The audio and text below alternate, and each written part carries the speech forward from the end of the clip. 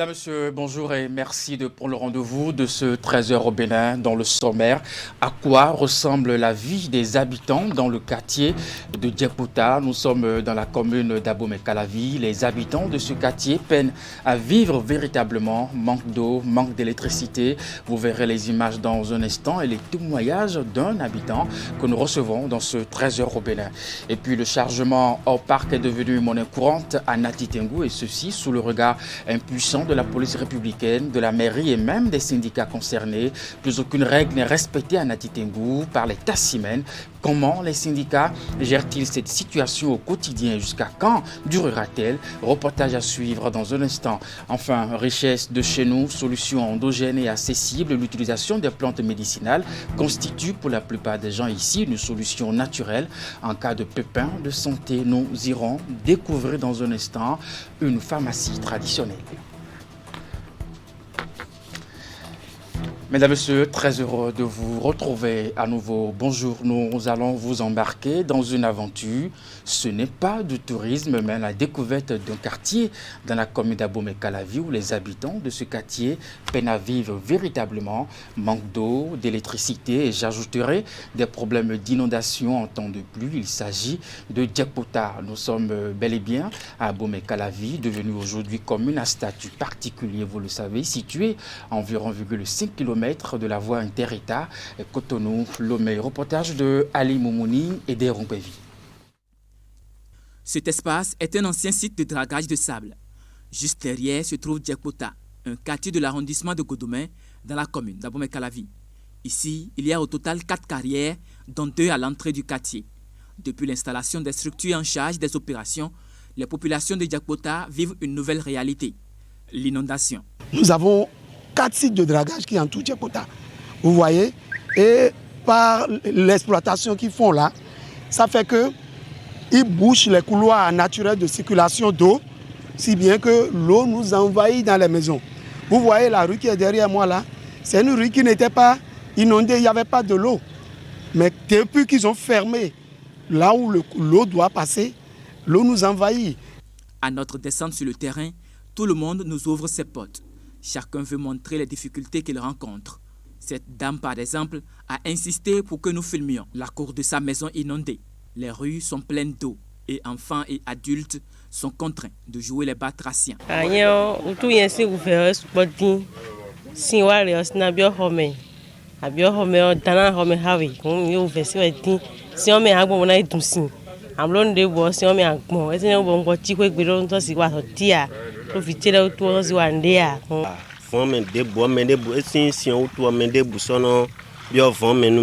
Donc nous bloqué nous activité malgré malgré ça si on tout face à ce phénomène d'inondation, les populations pointent de doigt un promoteur en particulier. Selon les informations glanées sur place, celui-ci ne serait pas ouvert à la discussion. Plus loin, il y a une autre carrière, un site qu'un promoteur gère. Et ici, il a installé un dallo pour permettre la circulation fluide de l'eau. Mais qu'est-ce que nous avons constaté? Celui-ci, en s'installant, a bouché, il a pris sa fourchette pour boucher le passage de l'eau. Mieux, il a installé sa manne financière dans la cuvette, ce qui doit permettre, ce qui a obstrué le passage de l'eau, et c'est ce qui a même provoqué l'inondation. Mais toutes les tentatives que nous avons menées, nous avons voulu aller dans une approche participative et conciliante, mais il a refusé, il nous a rejetés. Bon, on s'est rapproché d'eux pour qu'ils puissent nous aider à trouver solution. Bon, au début, ça a été très dur. Ce n'est que la dernière fois quand on s'est soulevé, on avait ras-le-bol, que le promoteur qui est à côté, il est venu avec une pelle et il est arrivé à déboucher une buse et on a eu ce soulagement-là. Mais ce n'est pas suffisant. Le problème d'inondation est la goutte d'eau qui fait déborder le vase. À Djepouta, la population souffre déjà le matin avec le manque d'eau potable et d'électricité. Pour avoir cette matière indispensable à la vie, elle est obligée d'aller jusqu'au quartier voisin pour s'approvisionner. Comment peut-on comprendre que le liquide vital, aujourd'hui, nous n'en avons pas? À Djepouta, il n'y a pas de l'eau courante. Et vraiment, c'est le matis, surtout en période d'inondation, en période de creux, quand on souffle le matis. Vous allez voir le déferlement des bidons jaunes par-ci, par-là, et c'est le quartier qui est à côté. C'est là qu'on va s'approvisionner en eau potable. Il n'y a pas de l'eau de la Soneba Djekpota. Il n'y en a pas. C'est seulement des gens qui ont essayé avec le forage. Mais l'eau de forage, vous savez, c'est impropre à la consommation. Et quant à l'électricité, l'option récurrente ici est le prolongement des fils électriques sur de longues distances. Conséquence, des toiles d'araignée formées un peu partout dans le quartier, ce qui n'est pas sans séquelles. Nous sommes à 1,5 km de la route inter-État Cotonou-Lomé. Il n'y a pas de l'électricité. L'électricité qui en a, c'est que c'est récemment un projet d'ABEM. On a demandé, on a dit que c'est un projet d'ABEM, mais qui n'est pas allé à son bout. Aujourd'hui, sur les 230 hectares environ que compte Djekpota et qui est peuplé d'habitations, de maisons, de ménages, j'allais dire, à peine le 1/8 a de l'électricité. Alors qu'il y a une fille du nom de Bossou Naomi Marina, revenait du cours du soir vers 18 h. Elle était sur la voie, mais ne voulant pas traverser l'eau, elle était obligée de marcher par équilibrisme. Et elle a chuté. Dans sa chute, elle voulait par réflexe attraper les ailes. Quand elle est allée attraper le fil électrique, et il y a eu une mort subite. Aujourd'hui, les maux dont souffrent les populations de Djekpota sont nombreux. Après les multiples sollicitations des autorités locales et communales, elles en appellent désormais à la bienveillance de l'exécutif. Voilà donc le reportage dans le quartier de Djekpota, dans la commune d'Abomey-Calavi. Je vous l'annonçais, je reçois également un habitant de ce quartier dans ce 13h au Bénin, Monsieur Ekpeli PSD Justin. Vous êtes un habitant du quartier Djekpota. Merci vraiment d'être dans le 13h au Bénin. Merci, c'est moi qui vous remercie. Et monsieur le journaliste, c'est que l'élément que je viens de suivre n'est pas étranger à moi. Absolument. Et c'est un élément vraiment qui fait réfléchir. Parfait. Et moi, je suis à Djekpota, ça fait déjà un bon moment. Un bon moment. J'ai acquis ma propriété là depuis 2002. Mais depuis 2 ans, je suis plus fréquent à Djekpota. C'est ça. Et compte tenu de cette situation, vous savez, tout à l'heure, dans le reportage, les gens ont posé le problème d'eau et d'électricité. C'est ça. C'est deux phénomènes, c'est-à-dire c'est deux éléments capitaux. On va y arriver tout à l'heure. Ouais. D'abord, dites-nous pourquoi est-ce que Djekpota, ou est-ce que le quartier Djekpota est le plus oublié dans la commune d'Abomey-Calavi?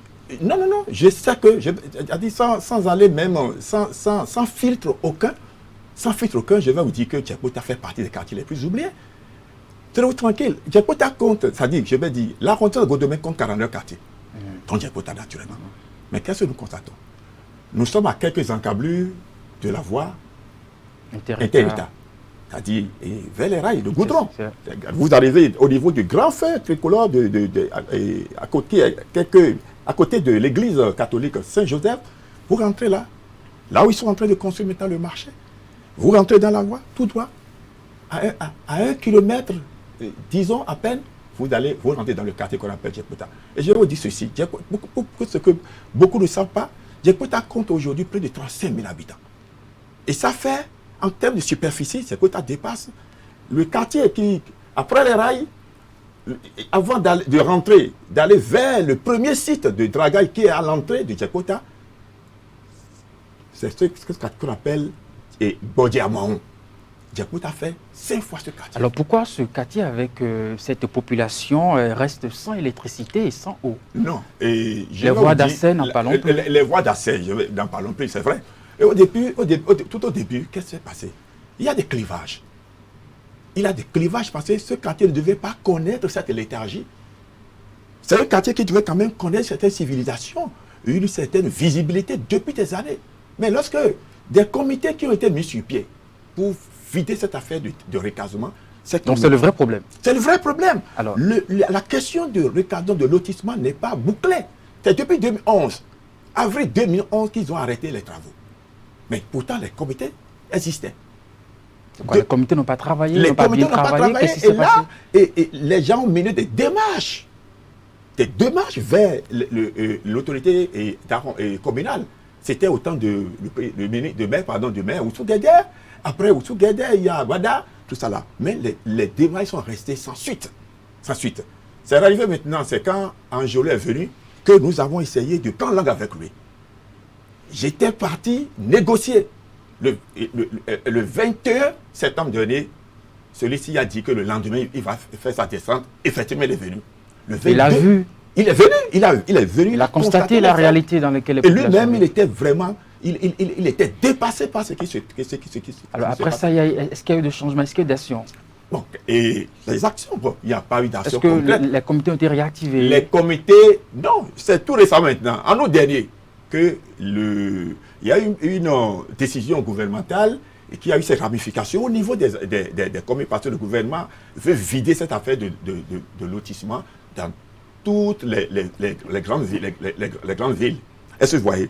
Et c'est de là, en août dernier, qu'un comité a été mis sur pied. Le comité n'est pas encore rentré dans la phase opérationnelle. Le comité a dit, ah là, bientôt on va installer ces membres et on va leur confier un cahier de charge. Est-ce que déjà, au niveau du quartier, les habitants ont rempli toutes les formalités? Et par rapport à quoi? Au recasement? Non, voilà. Il y en a qui ont déjà payé les frais de recasement. Ah oui. Mais qui juste ici ne sont pas encore recasés. Il y a des gens et qui, à l'état des lieux, on leur a donné, et quand même, ils savent là où se trouvent leurs bornes. Mais lorsque ces derniers viennent, ils constatent qu'on a déplacé les bornes, on a déplacé les numéros. C'est un scandale foncier. Mais aujourd'hui, comment vous vous organisez justement pour trouver une solution auprès des autorités? Finalement, nous sommes mis ensemble. Nous sommes constitués en une association de développement pour faire face maintenant, non seulement aux autorités locales, aux autorités communales, pour donner de la voix. Et c'est comme ça qu'a commencé que nous sommes en train de toucher les vrais problèmes, les vrais phénomènes qui empêchent le développement réel du Djebouta. Il faut les nommer, c'est quoi? C'est une sorte de légèreté? Il y a la légèreté. On prend pas au sérieux les préoccupations? Il y a aussi le problème, la mal-compréhension, parce que c'est des gens qui ne s'entendent pas. Il n'y a pas quand même cette cohésion, d'abord à l'interne. Vous allez constater qu'on va dire que c'est des propriétés, c'est des autochtones. Les autochtones ne s'entendent pas avec l'autorité locale, le conseil local, le CQ prend des décisions et on dit voilà, là vous êtes en train d'aller là, ça ne peut pas marcher. Et c'est des crocs en jambes, des petits problèmes. Du coup, il y en a qui prennent peur et quand vous prenez peur, ça freine l'élan, de ceux qui veulent vraiment travailler. Et c'est tout ça là. À cela s'ajoute maintenant le phénomène de dragage. Parce que tout à l'heure, quelqu'un a dit dans le reportage qu'il y a 4 sites de dragage qui entourent Djebouta. Non, c'est 6. C'est 6.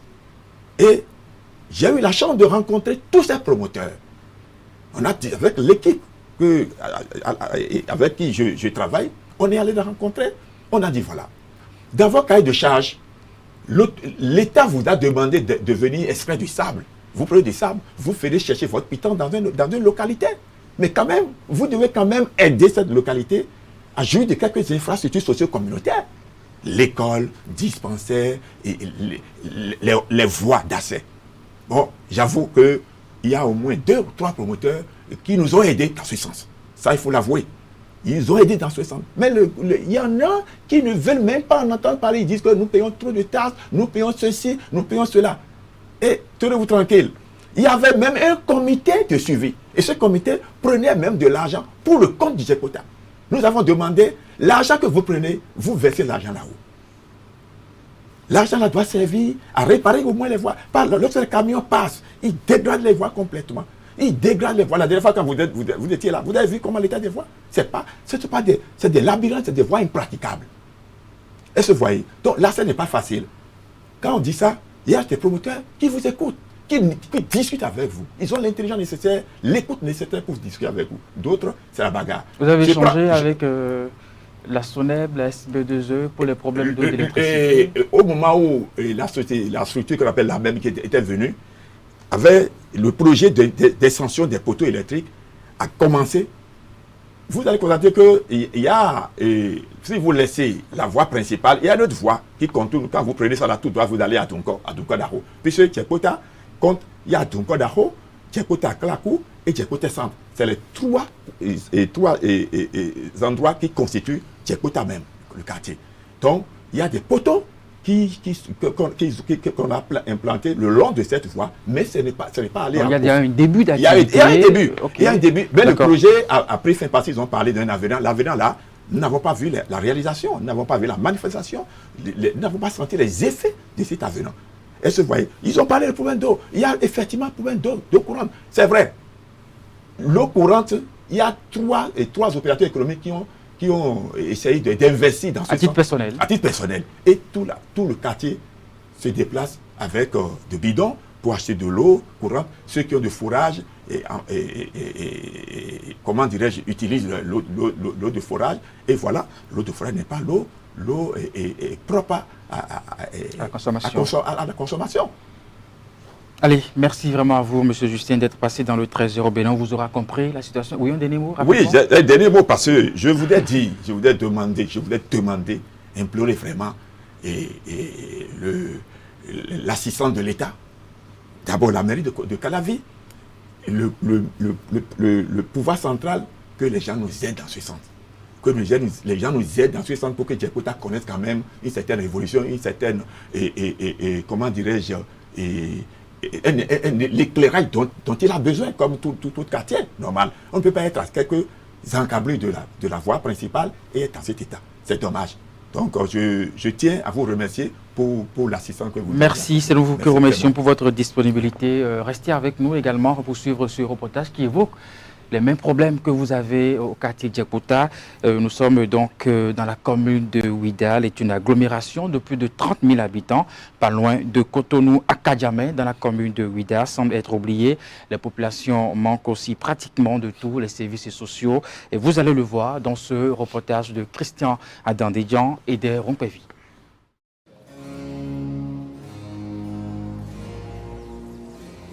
À Kadjamé, petite agglomération de l'arrondissement de Paou dans la commune de Ouidal. Environ 3 km séparent le centre de cette localité de la route bitumée Godomé-Paou à hauteur de Kokokodji. Avec ses plus de 5000 habitants, cette cité, difficilement accessible, s'éveille tout de même et entre dans ce qu'il convient d'appeler son quotidien. C'est des tas de difficultés que nous vivons ici à Kadjamé. Difficile est le mot qui résume la vie ici. Malgré la modernité qui gagne plusieurs régions du Bénin, les habitants d'Akadjamé continuent de vivre à l'ancien temps. Pas d'eau, pas d'électricité, pas d'urbanisation. La proximité d'Akadjamé aux villes de Cotonou et de Ouida, la commune dont elle est tributaire, semble ne pas lui profiter. Akadjamé à Djovikodi est oublié. Quitter Kokokodji pour arriver à Kadjamé, c'est du calvaire. Nous n'avons pas la voie. Le lotissement a commencé il y a cela 20 ans. 20 ans que nous avons commencé ce lotissement à Kadjamé à Djovikodi. Mais jusqu'à présent, nous allons vous dire que ça n'a pas du tout avancé. On ne sait pourquoi. Nous allons demander au maire pourquoi le lotissement d'Akadjamé à Djovikodi n'avance pas. On a fait déjà les opérations d'état des lieux. On a affiché les plans. On a fait enquête commodo incommodo. Le plan de voirie existe. Mais l'application pose problème. L'application pose problème. Pourquoi? Nous ne comprenons pas. C'est un calvaire qui dure des décennies depuis l'installation des premiers habitants. Les saisons varient et pour chaque famille, il faut s'adapter. En période de pluie, l'eau s'érige en maître sur la seule voie d'accès, continuellement entretenue par l'effort des riverains. Maisons inondées et parfois abandonnées le temps de la présence des eaux. En saison sèche, il faut faire face à la poussière et aux mouvements convulsifs provoqués par la qualité défectueuse de la route, jamais remise en état après les pluies. Ce sont pour ces populations de longues et interminables périodes de stress. En période des pluies, c'est-à-dire la voie là impraticable. Au niveau du bas-fond, vous ne pouvez pas passer. Et on amène des pirogues pour qu'on puisse se déplacer. Donc nous-mêmes, on a dit, mais qu'est-ce qu'il faut faire? Est-ce qu'il faut toujours attendre le pouvoir central pour venir nous aider? Ou est-ce qu'il faut se prendre en charge d'abord? Donc voilà ce que nous on a fait. Et chaque fois, on a toujours fait ça. L'argent quitte nos propres poches. On n'attend personne parce que tellement on crie, c'est comme si personne ne nous écoute. L'eau potable à Akadjamé est un luxe. Ce château qui servait de réservoir d'approvisionnement a cessé de fonctionner depuis des années. De jour comme de nuit, les populations font recours aux bidons jaunes pour se procurer de l'eau destinée à l'usage domestique. Il faut alors se déplacer sur plusieurs kilomètres pour quelques dizaines de litres contre quelques pièces de monnaie. La source appartient à un privé. Un peu plus loin de Ouida à présent, plus aucune règle n'est respectée à Nati Tengou par les Tassimènes. Quant aux réformes dans le domaine des transports, le chargement opaque est donc devenu monnaie courante dans la cité de Nanto, et ceci sous le regard impuissant de la police républicaine, de la mairie et même des syndicats concernés. Conducteurs de taxi-moto et passagers préfèrent les bords de voies, laissant ainsi les parcs et autogares vides. Pourquoi cette situation et comment les syndicats gèrent-ils cette situation au quotidien et jusqu'à quand durera cette situation? Élément donc de réponse dans cette enquête réalisée par Régis Hippolyte Agossou, Abdou Sahabi Idrissou. Martin Vignon, opérateur économique à Nati Tengou, est en partance pour Djougou, à plus de 80 km de Nati Tengou. Mais au lieu d'aller à l'autogare pour prendre un taxi, il a préféré attendre au bord de cette voie inter-État. En réalité, moi je suis à Nimporima et l'autogare c'est jusqu'au 2e arrondissement et moi je suis au 3e arrondissement. Pour prendre Zémé et aller à l'autogare déjà, ça me fait au moins 200 à 300 francs. Si je reste au bord de goudron comme ça, je peux trouver les taximans qui vont me prendre facilement. Or, si je vois les 300 francs, en plus les 1500 que je dois payer pour Nati Djougou, je préfère rester au bord de goudron et trouver un taximan. Ils sont donc nombreux, ces voyageurs qui évitent les parcs auto au profit des bords de la voie pour diverses raisons. Quand je vais là-bas aussi, bon, ils vont me perdre du temps. Je vais attendre que le taxi soit rempli d'abord et tout ça, donc c'est une perte de temps. Alors qu'au bord de la voie, rapidement, lorsque vous montez, bon, on vous prend et puis c'est directement à Djougou. Et il ne s'arrête pas. C'est comme ça, il prend les clients sur la voie et puis rapidement on va à Djougou. Bon, moi en tout cas, au bord de la voie, là, ça m'arrange que d'aller sur le parc. Je vais pour des affaires, mais en restant au bord de la voie, d'abord nous avons la possibilité de trouver d'abord un taximan qui est déjà prêt pour partir. Et on ne nous perd plus de temps. Or, à l'autogare, il faut attendre que le taximan soit chargé d'abord et que ça soit son tour. Donc ça me prend aussi du temps. Mais au bord de la voie comme ça, je sais que si je trouve déjà quelqu'un qui est prêt pour partir, je suis déjà à Djougou. Même certains conducteurs de taxi préfèrent également faire leur chargement loin des autogares. Si aujourd'hui nous sommes au parc, c'est nos passagers nous suivons. Actuellement, nous qui allons à Tanguieta, c'est sur la voie là nos passagers viennent. Un passager qui va à Tanguieta ne peut pas retourner derrière là où se trouve actuellement notre autogare. C'est ça qui fait notre problème. Si on se trouve aujourd'hui à ce niveau, ce sont les passagers que nous suivons. Et pourtant, les différents responsables syndicaux se battent au quotidien pour réglementer ce secteur à Nati Tengou, même si la tâche semble très difficile. Les passagers sont tellement pressés. Ah non, un véhicule à 5 places par exemple, 4 personnes derrière, une personne devant, le passager voit que non, que c'est déjà trop. Lui préfère rester au bord de la route. D'accord, il reste au bord de la route pour prendre le véhicule, d'accord, mais avec ses conséquences. Parce qu'en cas de perte de colis, quand ils viennent nous voir l'autogare pour réclamer, moi, quand ils tombent sur moi, je les renvoie, je dis, allez là-bas, là, vous avez pris le véhicule là, adressez-vous aux responsables de là-bas. Parfois, s'il y a accident, ce n'est pas chose souhaitable, mais ça vient. Quand il y a accident, on nous dit, un véhicule a chargé de chez vous. Nous regardons, nous avons de répertoire, un cahier, chargement, telle personne, tout ça là qu'on a enregistré. On dit non, le véhicule n'a pas chargé chez nous. Finalement, on voit que c'est un véhicule qui a quitté effectivement Nati Tengou, mais qui n'a pas chargé à l'auto. Donc il a fait un chargement hors parc. La lutte, nous sommes dedans tout le temps, et c'est difficile. Jusqu'à présent, nous n'arrivons pas. La police à elle seule ne peut pas, la mairie à elle seule ne peut pas. Nous-mêmes, chacun a sa part de responsabilité. Ça crée des manques à gagner à tous les niveaux. Ça crée des manques à gagner au niveau du conducteur qui accepte de rester dans l'autogare pour charger. Au niveau du conducteur qui est contraint d'aller faire le chargement opaque, ça fait des manques à gagner au niveau de la mairie.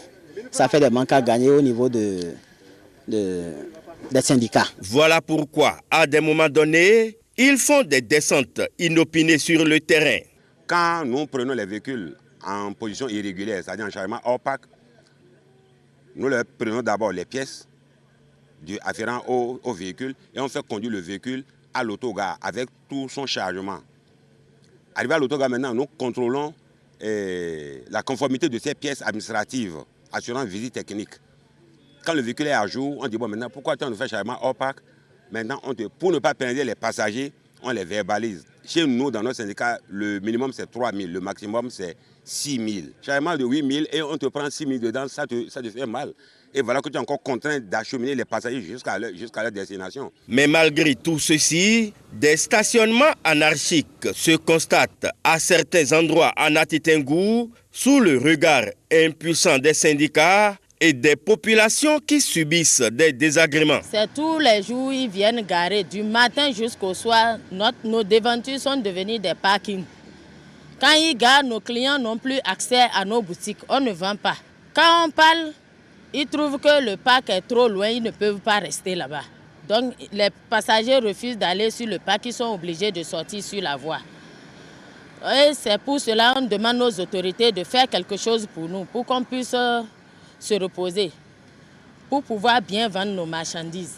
L'épineux problème de chargement hors parc reste une équation difficile à résoudre à Nati Tengou. Et même si des efforts se font pour réduire ce phénomène dont les conséquences sont énormes, il est important que l'État central, à travers la police républicaine et la mairie, s'implique également dans cette lutte que seuls les syndicats ne peuvent mener à bout.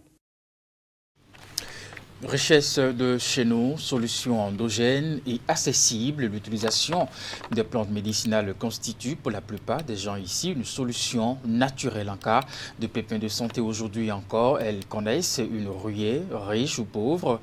C'est tout le monde qui se les tiraille. Canal 3 vous donne un aperçu. Une équipe de notre rédaction a effectué une descente au carrefour Wedonou dans l'arrondissement de Godomé. C'est un endroit dont la renommée en ce qui concerne ce savoir endogène fait l'unanimité, au moins dans certains milieux Nagué-Balabé et des Rompevi. Sous les tropiques et même ailleurs, la guérison par les plantes tiennent toute leur place. Pour bien de gens, elles se présentent comme un recours privilégié et offrent des solutions adaptées à un contexte socio-économique bien particulier. Aujourd'hui encore, elle connaît un regain. Je suis venu chercher quelques tisanes de parlure. Bon, souvent, je viens ici pour acheter les feuilles, les tisanes par rapport de la santé. Ici, maintenant, ce que j'ai payé, c'est à 300 francs. Et c'est encore beaucoup. Mais là-bas, 300, c'est para ou bien chloroquine, on va te donner. Et ça ne va pas tout guérir. C'est une pratique déjà ancrée dans nos habitudes, la guérison par les plantes médicinales. Alors, nous constatons aujourd'hui qu'il y a un regain à cette science-là. Fondamentalement, elle est culturelle. L'utilisation des plantes, elle est culturelle. Donc, au Bénin, en Afrique, quand les gens tombent malades, le premier recours, c'est les plantes. Quand ça ne marche pas, on va à l'hôpital. Et vice-versa, quand on va à l'hôpital, on ne trouve pas de satisfaction totale, on retourne encore, disons, à cette phytothérapie. Les plantes guérissent, c'est un fait. Les résultats de la phytothérapie pour exercer une action de fond sur la santé et la forme générale ne laissent aucune ambiguïté. Toutefois, c'est au regard de sa pratique courante qu'elle pourrait nourrir des inquiétudes. L'une de ses limites connues, la consultation diagnostique. Des fois, si je viens ici, je ne connais pas aucune tisane et j'explique comment on peut faire pour connaître la santé. Si tu es malade et tu ne sais pas ce que tu vas prendre pour trouver une solution, je viens ici pour les expliquer ça et me donner les tisanes. C'est basé simplement sur l'appréciation des symptômes. Donc, ce qui peut être sujet à des erreurs. Cette consultation n'utilise pas, disons, les outils et les techniques appropriées. Si par exemple, vous souffrez de l'anémie, la cause de cette anémie peut être par exemple le palud. Donc un phytothérapeute ne peut pas le savoir. Il va passer tout son temps à traiter l'anémie alors que la cause sous-jacente, c'est le palud. Donc sans aller à l'origine, sans traiter le palud, l'anémie va toujours être récurrente. Toxicité mal maîtrisée, effet secondaire très peu connu, utilisation hasardeuse, les problèmes sont bien là. La sécurité d'emploi des plantes reste problématique et nécessite un système de vigilance. La menace est réelle et la prudence s'impose. Si c'est bien utilisé, ça vous sauve. Ou si c'est mal utilisé, ça pourrait donc vous créer les pires ennuis. Donc aller jusqu'à la mort.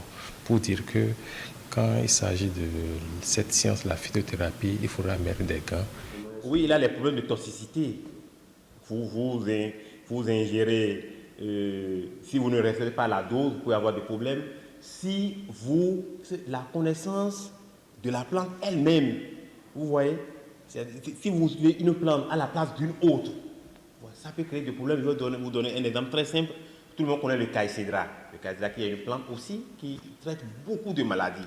Les côtes, vous êtes rare de voir un pied de caïcédra non écorcé dans Cotonou et partout d'ailleurs.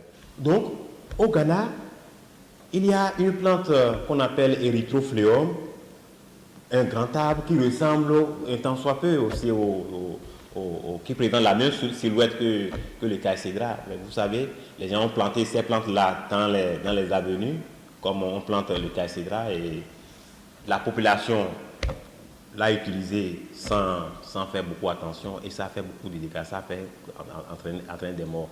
Puisque la plante qu'on appelle Erythrophleum contient une substance qu'on appelle érythrophléine qui s'attaque directement au cœur. Donc après l'ingestion, quelques minutes, quelques heures, là, pour perdre la vie. Le recours à la phytothérapie n'est donc pas anodin. Dans certains pays, plus que dans d'autres, elle connaît ces dernières années un succès accru lié au désir largement partagé d'un retour au naturel.